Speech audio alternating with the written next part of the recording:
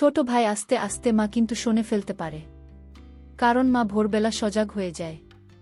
ছোট ভাইটা আমার কথা না শুনে শব্দ করে ফেল, তারপর মা আমাদের দুজনকে একই রুমে। ভোর রাতে হঠাৎ ঘুম ভাঙা। বুঝতে পারলাম ভোর 4টা বাজে। আমার মেয়ে সালমা বলেছিল তাকে 5টার মধ্যে জিম ক্লাস যেতে হবে, কিন্তু গভীর ঘুমে ডুবে যাওয়ায় দেরি হয়ে গেল। ভাবলাম সালমারা করবে, তাই হোল ঘর থেকে ডাকতে চেয়েও সরাসরি তার ঘরের দিকে গেলাম। মনে হল হয়তো সে নিজেই উঠে পড়েছে। ঘরের কাছে পৌঁছানোর পর দেখলাম দরজাটা খানিকটা খোলা, কেন জানি না। হঠাৎ আমার মনে হল একটু সাবধান হওয়া উচিত। দরজার সামনে পৌঁছানোর আগে একটু থেমে গেলাম, তারপর ধীরে ধীরে পা বাড়িয়ে দরজার কাছে পৌঁছালাম। বাইরে থেকে দেখতে চেষ্টা করলাম, দরজা সামান্য ফাঁকা দিয়ে ঘরের ভিতরে চোখ রাখতে এমন একটি দৃশ্য দেখলাম যে আমাকে হতবাক করে দিন। আমার পুরো শরীর ঠান্ডা হয়ে গেল। আমি দরজার পাশে থমকে দাঁড়িয়ে গেলাম। আমার মেয়ে সালমা বিছানায় ঘুমিয়েছিল, সে পাশ ফিরে শুয়েছিল, তবে তার শরীরে অর্ধেক ঘুরে যাওয়ায় সে কিছুটা অন্যদিকে ছিল। তার পরনে ছিল একটি লাল রঙের টি শার্ট এবং কালো জিনিস। আমি দেখলাম ঘুমের মধ্যে তার টি শার্ট কিছুটা উপরে উঠে গেছে। সে বিছানার এক কোণে শুয়েছিল, তার থেকে সামান্য দূরে, প্রায় 1.5 ফুট দূরে আমার ছোট ছেলে রাসেল দাঁড়িয়েছিল। রাসেল এতটাই কাছে দাঁড়িয়েছিল যে সে সালমার দিকে একদৃষ্টিতে তাকিয়েছিল, কিন্তু সে শুধু তাকিয়েছিল না, যেন কিছু করার চেষ্টা করছিল। আমি ভেতরে কি ঘটছে তা দেখেই বিষয় জেনে গেলাম। এই মুহূর্তে আমার মনে হল, হে ঈশ্বর, এখন কি করব? এই ছেলেটি এত সাহস পেয়েছে যে আমার উপস্থিতিতেও সালমার ঘরে ঢোকার সাহস দেখাচ্ছে। আমার মনের মধ্যে আতঙ্ক কাজ করছি। রাসেল যে আমার 18 বছরের ছেলে, সে কেন সলোমন যে তার 25 বছরের বড় বোন, তার প্রতি এমন আচরণ করছে? তার সাহস যে দিনে দিনে বেড়েই চলেছে। এই পরিস্থিতি দেখে আমার মনে ভয় ঢুকে গেল, এমন কিছু যেন না ঘটে যা তাদের দুজনের জীবনকে নষ্ট করে দিতে পারে। আমি কখনো ভাবিনি যে রাসেল এমন কিছু করতে পারে, তবে এখন সে বড় হচ্ছে আর তার আচরণ আমাকে চিন্তিত করে তুলেছে।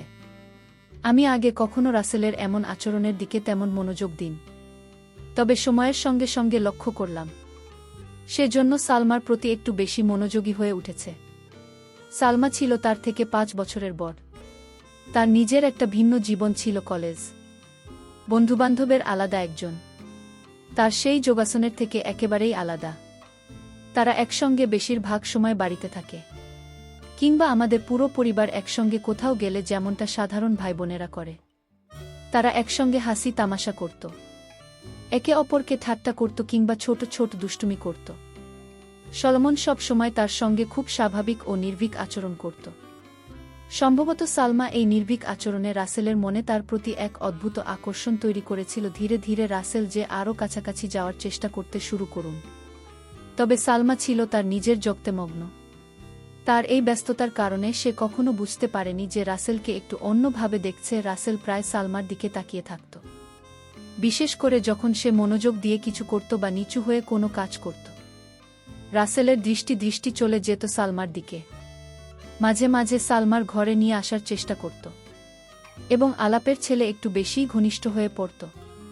খুবই লজ্জাজনক ছিল, আমার পক্ষে এটা সহ্য করা কঠিন হয়ে পড়েছিল। তবে রাসেলকে পুরোপুরি দোষারোপ করার আগে ও আমার মনে হয় জন্মান এই আধুনিক যুগে, যেখানে টিভি, সিনেমা, ইন্টারনেট এবং মোবাইল ফোনের অতিরিক্ত প্রভাব রয়েছে, সেখানে এই ধরনের আচরণ না হওয়াটা কিভাবে সম্ভব? আমাদের সন্তানদের মনে এগুলোর প্রভাব পড়বে, এটাই স্বাভাবিক।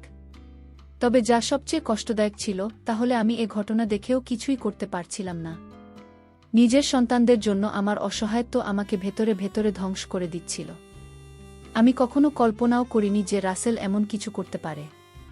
আমার স্বামী রাজ এদিন রাতে পরিশ্রম করেন আমাদের সন্তানদের একটি সুন্দর এবং সুখী জীবন দেওয়ার জন্য। যদি তিনি কখনো জানতে পারেন যে আধুনিক সময়ের প্রভাব রাসেলের মনকে এমনভাবে দূষিত করছে, তাহলে তিনি নিশ্চয়ই প্রচণ্ড কষ্ট পাবেন।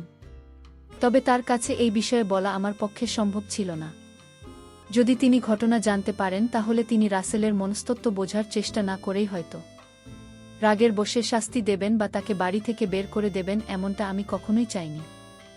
আমি ভেবেছিলাম সালমাকে সামান্য ইঙ্গিত দিয়ে বিষয়টি জানানো উচিত, যাতে সে সতর্ক থাকতে পারে এবং রাসেলের সঙ্গে একটু সাবধানতার সঙ্গে আচরণ করতে পারে। তবে এর আরেকটি বিপদ ছিল। সালমার মনে যদি রাসেলের প্রতি ঘৃণা জন্মায়, তাহলে তাদের সম্পর্ক চিরতরে নষ্ট হয়ে যাবে। এমনকি যদি সালমা রাগের মাথায় রাসেলকে কিছু বলে ফেলে তাহলে রাসেলও রেগে গিয়ে কোনো ভুল সিদ্ধান্ত নিতে পারে যা তাদের ভবিষ্যতের জন্য ভয়াবহ হতে পারে। আমি কোনোভাবেই তাদের ভাই বোনের পবিত্র সম্পর্কের মধ্যে ফাটল ধরাতে চাইনি। তাই সালমাকে কিছু বলার পরিবর্তে আমি নিজের মতো করে পরিস্থিতি সামলানোর সিদ্ধান্ত নিলাম। আমি ঠিক করলাম রাসেলকে ঠিক পথে আনার জন্য সময়মত তাকে বোঝানোর চেষ্টা করব। এখন থেকে যখনই আমি লক্ষ্য করতাম যে রাসেল চুপি চুপি সালমার দিকে তাকিয়ে আছে, আমি কোনো না কোনো অজুহাতে তাকে সেই জায়গা থেকে সরিয়ে দিতাম। এতে করে তার আচরণ অনেকটাই নিয়ন্ত্রণে আসত। তবে আজকের ঘটনা আমাকে আরও সচেতন করে তুলুন। আমি বুঝলাম বিষয়টি নিয়ে আমাকে আরও সতর্ক হতে হবে এবং উপযুক্ত সময়ে সঠিক সিদ্ধান্ত নিতে হবে। পিছনে সাহস দেখে আমি বুঝতে পারলাম যে আর দেরি করা ঠিক হবে না। যদি সময়মত আমি কোনো ব্যবস্থা না নিই তাহলে তার কাজের জীবনে বড় বিপদ ডেকে আনতে পারে। আমাকে কিছু একটা করতেই হবে, কিন্তু কিভাবে পরিস্থিতি সামাল দেবে তা বুঝে উঠতে পারছিলাম না। আমার মনে হলো সঠিক পদ্ধতিতে তাকে বোঝাতে স্বাভাবিক হতে পারে। তখন আমি যেটা ঠিক মনে করেছিলাম সেটাই করার সিদ্ধান্ত নিলাম।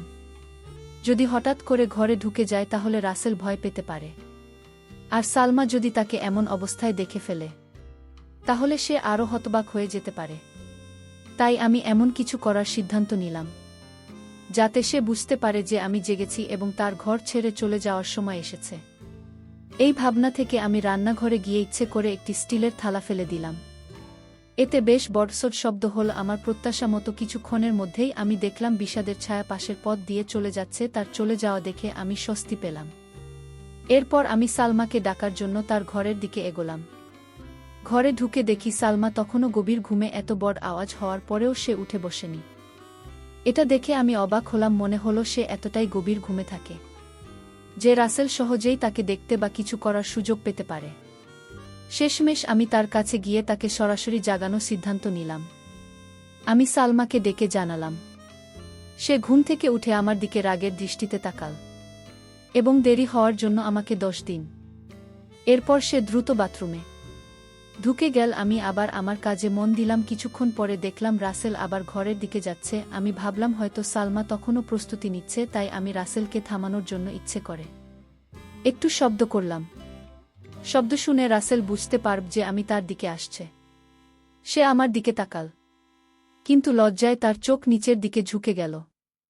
এরপর সে দ্রুত তার ঘরে চলে গেল। আমি অপেক্ষা করতে লাগলাম। সালমার বাইরে আসার কিছুক্ষণ পর সালমা পুরোপুরি প্রস্তুত হয়ে বাইরে এল এবং আমাকে বিদায় জানিয়ে চলে গেল। তখন আমি রাসেলকে থেকে এর দিকে নিয়ে আসতে চাইলাম, কিন্তু সে কোনো সাড়া দিল না।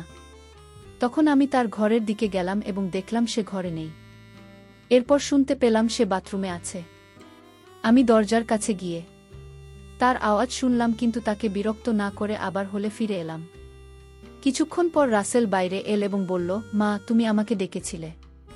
আমি তাকে বললাম, হ্যাঁ। এখানে বসো, তোমার সঙ্গে কিছু কথা বলার আছে। আমার কণ্ঠে সুর শুনে রাসেল বুঝতে পারল আমি গুরুতর কিছু বলতে যাচ্ছি। সে কিছুটা অস্থির হয়ে ধীরে ধীরে আমার কাছে এসে বসল।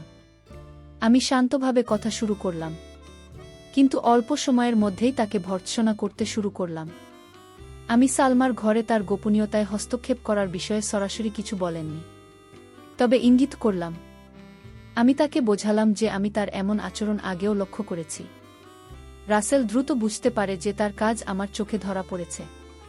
ভয়ে তার মুখ শুকিয়ে গেল।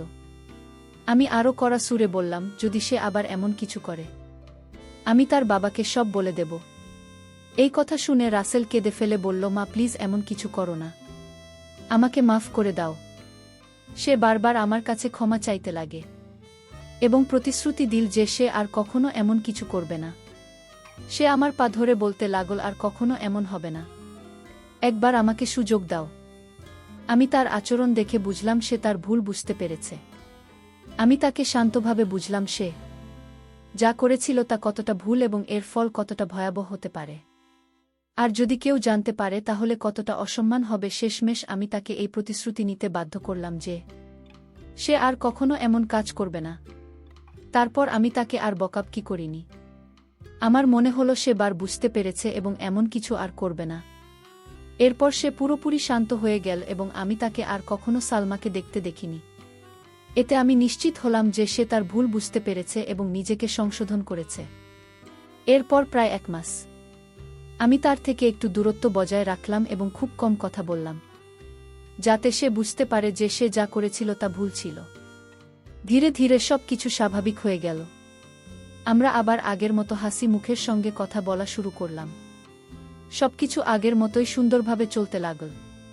কিন্তু একদিন আমি তাকে আবার সালমাকে দেখতে ধরে ফেললাম।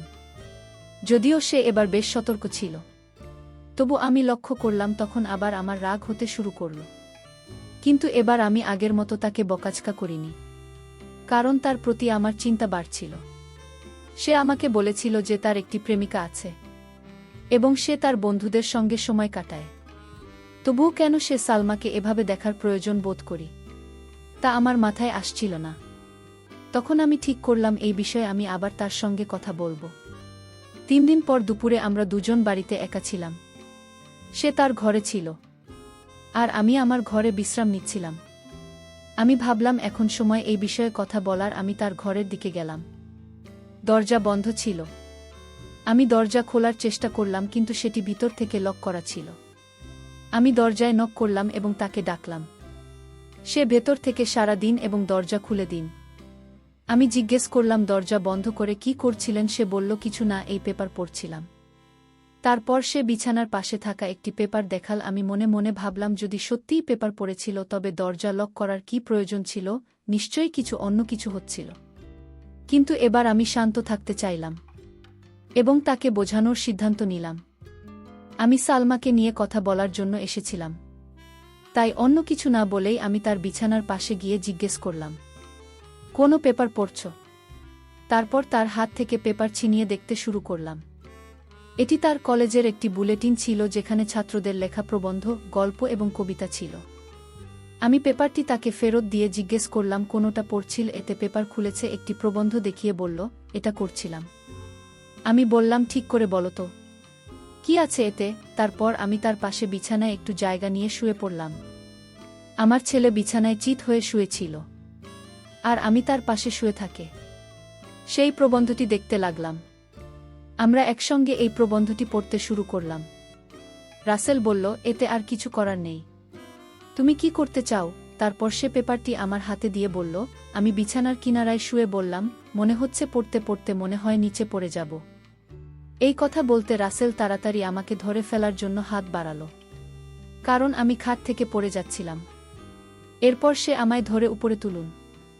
তার এই আচরণে আমার মধ্যে এক অদ্ভুত শিহরণ জেগে উঠল। রাসেল খুব বিব্রত দেখাচ্ছিল। সে মুখে বলল, মা। আমি হেসে বললাম, আরে কোনো ব্যাপার না, বরং তোমাকে ধন্যবাদ বলা উচিত। তুমি যদি আমাকে না ধরতে তাহলে আমি পড়ে যেতাম। আমার কথায় রাসেলও হেসে উঠল আর পরিবেশ হালকা হয়ে গেল। আমি তাকে বললাম, এবার এটা আমাকে পড়াশোনা ও ছোট অক্ষর আমার ভালো দেখায় না। রাসেল পেপার নিয়ে পড়া শুরু করল। সে আমাকে আরও কাছে টেনে নিয়ে প্রবন্ধটি পড়ে শোনালেও তারপর বলল, এখন বাকিটা তুমি পড়। আমি পেপারটি হাতে নিয়ে পরের পৃষ্ঠা উল্টাতে শুরু করলাম। রাসেল আমার খাটে শুয়েছিল। একটি পৃষ্ঠা থেমে আমি মন দিয়ে পড়তে শুরু করলাম। কিছুক্ষণ পরে আমি একটু অস্বাভাবিকতা অনুভব করলাম। প্রথমে বুঝতে পারিনি, কিন্তু যখন ভালো করে খেয়াল করলাম তখন ব্যাপারটা পরিষ্কার হলো। আমি ভাবলাম সে তো পেপার পড়ছিল, তবু এমন। নিচে তাকিয়ে দেখলাম তার হাত। আমার তখন মনে পড়ল যখন সে আমাকে পড়ে যাওয়া থেকে ধরেছিল। আমি আস্তে করে রাসেল মুখের দিকে তাকালাম। তার চেহারা সম্পূর্ণ শান্ত। আমি ভাবছিলাম সে কি ভাবছে। নিজেকে শান্ত রাখলাম এবং আবার পেপার পড়তে শুরু করলাম। মনে মনে প্রার্থনা করছিলাম যেন রাসেল এই পরিস্থিতি নিয়ে কিছু না বুঝে কি করব ভেবে পাচ্ছিলাম না। প্রথমে মনে হলো সাথে সাথে উঠে গিয়ে তাকে দূরে সরিয়ে দিই, কিন্তু কেন যেন মনে হলো আমি তেমন শক্তি সঞ্চয় করতে পারছি না, যেন কোনো অদৃশ্য শক্তি আমাকে সেখানে আটকে রেখেছে। আমি চুপচাপ শুয়ে রইলাম। বাইরে থেকে পেপার পড়ার ভান করছিলাম। সময় যেন থমকে গিয়েছিল। কয়েক মিনিট কেটেছে, কিন্তু মনে হচ্ছিল যে কয়েক ঘন্টা পার হয়ে গেছে। অবশেষে আমি সিদ্ধান্ত নিলাম যে আমাকে কিছু করতে হবে। আমি বললাম, রাসেল, মনে হচ্ছে আমার শরীরটা খারাপ লাগছে। তারপর আস্তে আস্তে নিজেকে সরিয়ে নিলাম এবং তার থেকে একটু দূরে সরে গেলাম। কিন্তু রাসেল আমার দিকে তাকিয়ে রইল, কিন্তু কিছু বলল না। আমি তখন পরিস্থিতি হালকা করার জন্য তাকে অন্য কোনো বিষয়ে কথা বলতে লাগলাম। আমি রাসেলের দিকে একবার তাকালাম এবং দেখলাম সে কিছুটা অস্বস্তি অনুভব করছে। পরিবেশ সহজ করার জন্য বললাম, রাসেল, আমার গলা শুকিয়ে গেছে, তুমি কি আমার জন্য এক গ্লাস জল এনে দেবে? রাসেল বিছানা থেকে উঠে জল আনতে চলে গেল। সে রুম থেকে বেরোতেই আমি কিছুটা স্বস্তি অনুভব করলাম এবং মনে হলো তাকেও নিজের আবেগ সামলানোর সুযোগ দেওয়া হলো। যখন সে জল নিয়ে ফিরে এল আমি তার দিকে তাকালাম এবং দেখলাম সে এখন অনেকটা স্বাভাবিক হয়েছে। আমি তার কাছ থেকে জল নিয়ে এক নিঃশ্বাসে পান করলাম। এটা আমি কিছুটা শান্ত পেলাম। রাসেল গ্লাসটি নিয়ে এক পাশে রেখে আবার বিছানায় এসে আমার পাশে বসল। আমরা হালকা ফুলকা বিষয় নিয়ে কথা বলতে শুরু করলাম। বন্ধুরা, আজকের গল্পটি এখানেই শেষ করলাম। ভালো লাগলে চ্যানেলটি সাবস্ক্রাইব করে পাশে থাকবেন। ধন্যবাদ।